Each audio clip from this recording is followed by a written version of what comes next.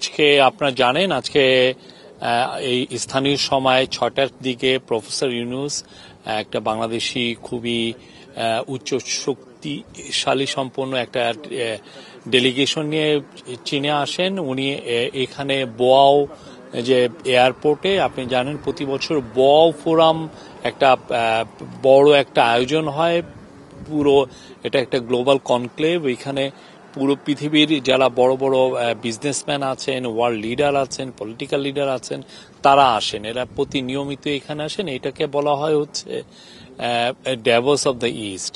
ড্যাভোসের যেমন ধরেন পুরো পৃথিবীর সমস্ত বড় বড় সিইও, বড় বড় ওয়ার্ল্ড লিডার, অনেক ক্ষেত্রে আমেরিকান এবং চাইনিজ লিডাররাও যেরকম থাকেন, তো সেইটার আদলে এখানে বোয়াও ফোরামের অন্যান্য মানে এশিয়ার যারা বড় বড় লিডার এরা থাকেন, অনেক সময় ওয়েস্টার্ন লিডাররাও আসেন। এবং এখানে একটা বড় ফিচার হচ্ছে যে প্রচুর প্রাইভেট সেক্টরের যারা এশিয়ায় টপ প্রাইভেট সেক্টরের যারা লিডার তারাও আসেন। তো সেই জন্য আজকে উনি আসার পরে প্রফেসর ইউনূস একটা ছোটখাটো মিটিং করেছেন। উনি আপনি জানেন ওনার সাথে দুজন অ্যাডভাইজার এসেছেন, ফজলুল কবির খান যিনি এনার্জি এবং ইনফ্রাস্ট্রাকচার দেখছেন, এবং ফরেন অ্যাডভাইজার তৌহিদ হোসেন। তারপরে ওনার সাথে আছেন high representative on Rohingya issues doctor Khalilur Rahman, এবং বিডার chairman, executive chairman Chowdhury Ashik Mahmud. তো উনি আজকে তাদেরকে নিয়ে একটা মিটিং করেন। মিটিংয়ে সবাইকে বলেন যে বাংলাদেশের বিষয়টা আরো জোরালোভাবে, তারা যেহেতু এই বোয়াও ফোরামের বাইরেও বিভিন্ন সাইড লাইনে অনেকগুলো মিটিংয়ে যেহেতু তারা অংশগ্রহণ করবেন, তো সেই কারণে তাদেরকে জোরালোভাবে কি কি করণীয় সেটা আজকে উনি বলেছেন। এবং কালকে আমাদের সত্যিকার অর্থে কালকে খুবই বিজি ডে। কালকে খুব সকালে প্রফেসর ইউনূস বোয়াও ফোরামে রওনা দিবেন। বোয়াও ফোরামে এসে উনি প্রথম কাজটা হবে যে চাইনিজ এক্সিকিউটিভ ভাইস প্রিমিয়ার, উনি খুব সিনিয়র একজন চাইনিজ লিডার, তার সাথে কথা হবে। সেখানে তার সাথে একটা মিটিং, এর পরে উনি বোয়াও ফোরামে এশিয়া এবং এমার্জিং ইস্যুগুলো নিয়ে একটা 7-8 মিনিটের উনি একটা স্পিচ দিবেন।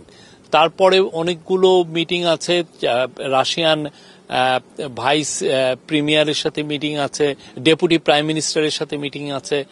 তারপরে ফাও, আপনি জানেন ফুড অ্যান্ড এগ্রিকালচার অর্গানাইজেশন, ফাও এর বাংলাদেশে ওদের যথেষ্ট ইনভলভমেন্ট আছে। অনেক বিষয়ে তারা আমাদেরকে এগ্রিকালচার বিষয়ে পরামর্শ দেয়, টেকনিক্যাল সাপোর্ট দেয়, অনেক বিষয়ে তারা ইনভলভ হয়। তার সাথে ফাও এর যে ডিজি উনি এখানে আছেন, তার সাথে একটা বায়োলেটারাল মিটিং হবে। এবং বান কি মুন, আপনি জানেন যে আগে উনি ইউএন এর সেক্রেটারি জেনারেল ছিলেন, বান কি মুনের সাথেও ওনার একটা কালকে মিটিং আছে। এছাড়া এই সাইড লাইনে বেশ কিছু প্রাইভেট সেক্টরের লিডারদের সাথে মিটিং হওয়ার আশা আমরা করছি। তো এই বিষয়গুলো কালকের ফোকাসটা এখানে আছে। আর পরের দিন মূল হাইলাইটটা হচ্ছে যে প্রেসিডেন্ট শি জিনপিং এর সাথে তার মিটিং, এবং এটা মিটিংটা হবে এখানকার টাইম বেজিং টাইম সকাল 10টায় মিটিংটা শুরু হবে গ্রেট হল অফ পিপল, ওদের যেখানে শি জিনপিং ওয়ার্ল্ডের টপ লিডারের সাথে যেই জায়গায় মিটিং করেন সেই জায়গায় মিটিংটা হবে। ওই দিনটা খুব ইম্পর্টেন্ট, কারণ ওই দিন প্রফেসর ইউনূস অনেকগুলো মিটিং অ্যাটেন্ড করবেন, এই অফিসিয়াল মিটিং এর বাইরেও অনেকগুলো। একটা ম্যানুফ্যাকচারিং নিয়ে একটা বড় মিটিং আছে, সেখানে বাংলাদেশে ম্যানুফ্যাকচারিং অপরচুনিটি কি কি আছে সেটা বলা হবে।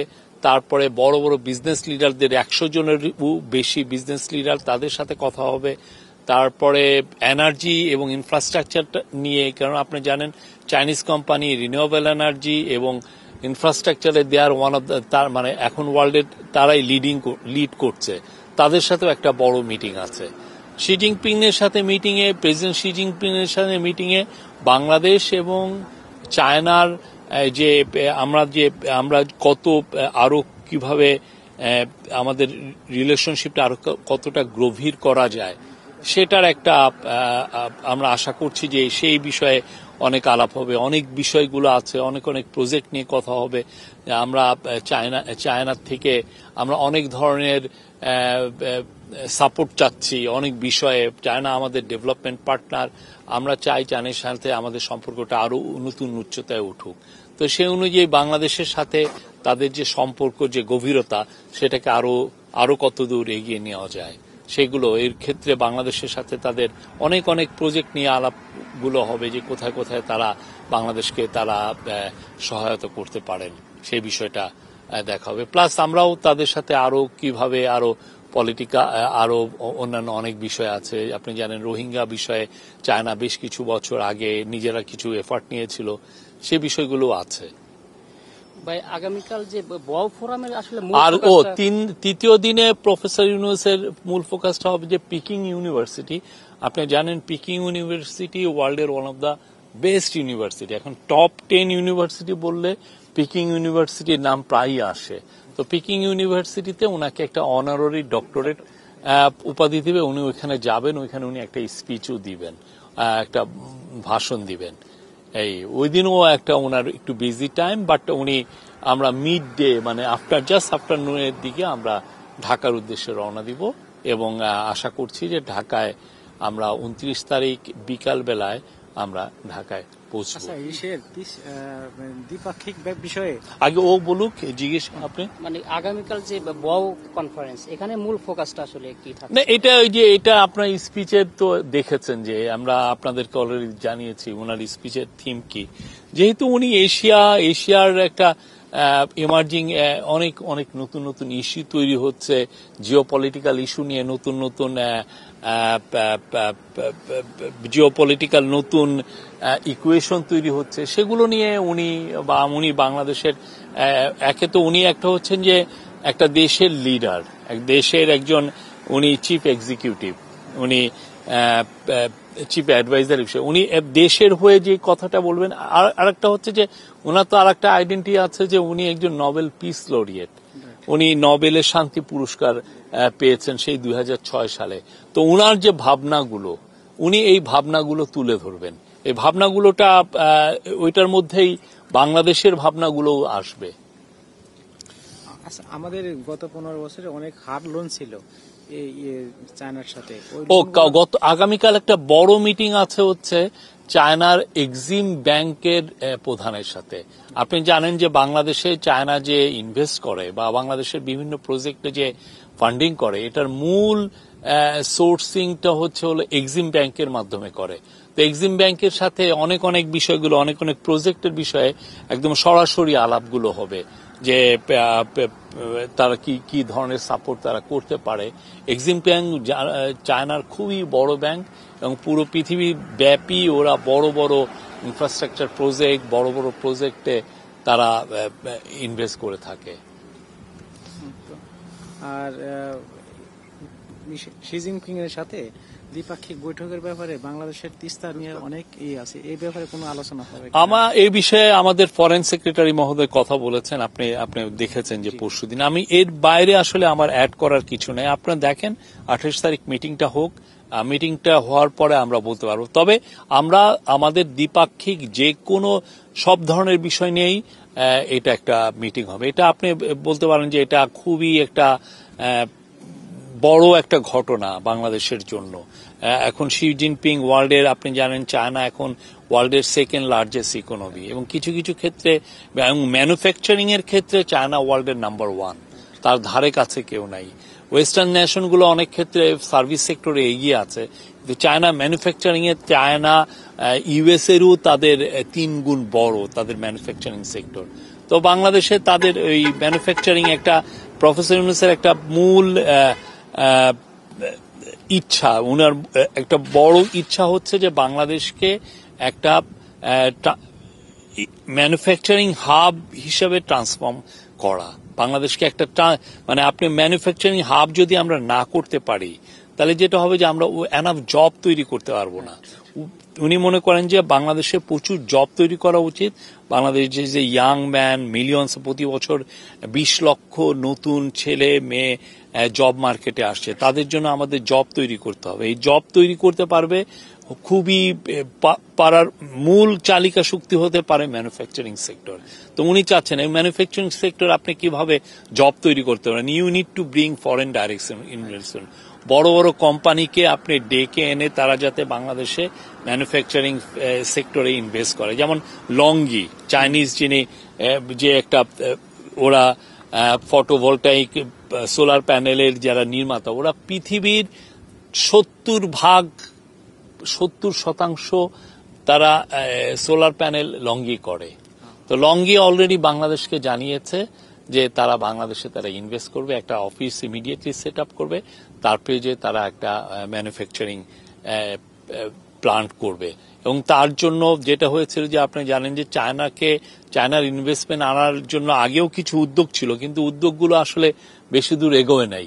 তখন কি হয়েছে যে 2016 সালে ডিক্লেয়ার করা হয়েছে যে চায়নার জন্য স্পেশাল ইকোনমিক জোন করা হবে, কিন্তু ওই ইকোনমিক জোনটা দৃশ্যত কিন্তু কোনো প্রোগ্রেসই করেনি। এটা কেন করেনি আমরা এখনো জানি না, বাট প্রফেসর ইউনূস বিডাকে জানিয়েছেন যে খুব দ্রুত এই কাজগুলো করতে হবে এবং একটা ডেডলাইন ঠিক করে দেওয়া হয়েছে যে চাইনিজ ইকোনমিক জোনের কাজ এই বছর এটার কাজ শুরু হয়ে যাবে। যেখানেই এইটা এই বছর এই কাজটা শেষ হয়ে যাবে। এটার অন্যান্য যেগুলো জমি সংক্রান্ত অন্যান্য যেগুলো যত আছে অলরেডি বেশিরভাগ কাজই আমরা সর্ট আউট করেছি এবং এই বছর আপনি চাইনিজ ইকোনমিক জোনের কাজ শুরু হবে। এবং অলরেডি চাইনিজ অ্যাম্বাসেডর আমাদেরকে জানিয়েছেন যে কয়েক ডজন কারখানা অলরেডি সেখানে সেট আপ করার জন্য চাইনিজ ইনভেস্টররা সেই সেট আপ করার জন্য অলরেডি তারা ওয়েট করছে।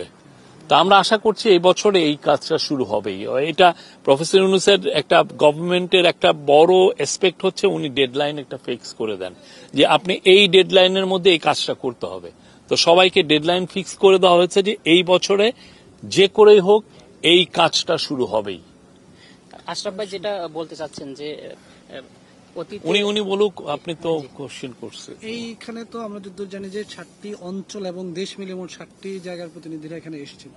যতদূর আমরা জেনেছি যে মূল ফোকাসটা প্রফেসর ডক্টর ইউনূসের মধ্যেই থাকছে, কারণ সবচেয়ে পরিচিত বলেন সবচেয়ে পরিচিত রাষ্ট্রপ্রধান হিসেবে উনি এসেছেন। সেই বিষয়ে এখানে এই জায়গা থেকে বাংলাদেশের আসলে প্রাপ্তির জায়গাটা এইখানে যেমন ধরেন এই যে হাইনান যে গভর্নমেন্ট, উনি এই হাইনান গভর্নমেন্টের অ্যাডভাইজার ছিলেন, আমরা এটা জানিও না। হাইনান ওদের একটা প্রভিন্স, হ্যাঁ, সেইখানে তো ওদের একটা প্রভিন্সিয়াল গভর্নমেন্ট গুলো চায়নার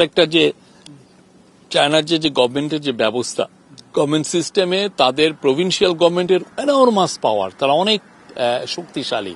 তো এই গভর্নমেন্টের উনি অ্যাডভাইজার ছিলেন অনেক আগে। তো এইখানে হ্যাঁ প্রফেসর ইউনূস, প্রফেসর ইউনূসকে সবাই চিনেন, উনি আজকে আসছেন না। কত সালে ওনার গ্রামীণ ব্যাংকের যে মডেল এখানে রেপ্লিকেটেড হয়েছে, ওনার সোশ্যাল বিজনেস মডেল এখানে রেপ্লিকেটেড হয়েছে, সবাই নিয়েছেন। এবং উনি যেই বলেন যে 30 ক্লাব, এইখানে চায়নার অনেকগুলো ইউনিভার্সিটিতে এই 30 ক্লাব আছে। তারা তার যে এবং ওনার যে বই, যে 30 উপরে বই বা ব্যাংকার টু দ্য পোর, এখানে চাইনিজ ল্যাঙ্গুয়েজে এটা অনুবাদ হয়ে এটা একটা প্রচুর বিক্রি হয়েছে এখানে। তো এই জায়গায় উনি খুবই পরিচিত মুখ চাইনিজ লিডারদের কাছে, ওনার যে পরিচিতি এটা অকল্পনীয়। তো উনি এইটাকে অবশ্যই আমরা চাচ্ছি যে এই ওনার যে পরিচয়কে কিভাবে আরো আমরা আমাদের বাংলাদেশের উপকারে কতটুকু আনা যায়। কত সালে উনি ছিলেন এটা একটু? উনি ছিলেন না, উনি এখানে আসছেন, এসে উনি বিভিন্ন ইউনিভার্সিটিতে উনি স্পিচ দিয়েছেন, 30 ক্লাব উনি ইনস্টল করেছেন, সোশ্যাল বিজনেসের উপরে উনি বক্তব্য দিয়েছেন এবং সোশ্যাল বিজনেসের উপরে উনি এই অনেকগুলো ইউনিভার্সিটিকে এই বিষয়ে সেন্টার সেট আপ হয়েছে। তো এইখানে সবাই ওনাকে চিনেন এবং ওনার যে গ্রামীণ ব্যাংকের যে মাইক্রো ক্রেডিট, যে এটা যে এটার মাধ্যমে যে পভার্টি ইরেডিকেশন করা যায়, এখানেও এটা স্বীকৃত। তো ওনাকে, আর আপনি জানেন তো চায়না পুরো তার 1979-এ চায়না ওপেন আপ হয় ডেং জিয়াওপিং এর আমলে। তারপরে সেই 4 দশকে চায়না কিন্তু 80 কোটি লোককে তারা পভার্টির থেকে অবমুক্ত করে তারা আরো উপরে চলে গেছে চায়না। এবং এমনও হতে পারে যে আগামী 10 বছরে চায়না হবে পৃথিবীর লার্জেস্ট ইকোনমি। হ্যাঁ, তো সেই জন্য উনি একটা ভিত্তিপ্রস্তর তৈরি করে দিতে চাচ্ছেন প্রফেসর ইউনূস, যাতে বাংলাদেশ এবং চায়নার মধ্যে একটা সুদৃঢ় মজবুত একটা খুবই ফ্রেন্ডলি একটা রিলেশনশিপ হয়। Thank you. ভাই, ওই আশরাফ ভাই একটা কথা বলেছিলেন, Thank you. একটা দেখি না সেটি আর এটা সেটি অনেক হচ্ছে বড় যে হয়েছে, অতীতে যে বিনিয়োগগুলো হয়েছে এগুলো কঠিন শর্তে, তো সামনে তো চায়না অনেক বড় বড় ইনভেস্টমেন্টে যাবে, সেক্ষেত্রে এটা কালকে যদি সহজ কিছু রাখে, সহজ কালকে কিছু যদি করা কিছু হচ্ছে রাখে। কিনা আবার এইটা নিয়ে কালকে আমার মনে হয় না যে খুব যে ওরা কঠিন শর্তে বিনিয়োগ করছে সেটা আমাদের দেখে নিতে হবে, বাট কালকে এই বিষয়গুলো অনেকগুলো বিষয় নিয়েই এক্সিম ব্যাংকের সাথে কথা হবে। চায়না কিন্তু বলছে যে তারা আমাদেরকে সহজ শর্তেই ঋণ দিচ্ছে।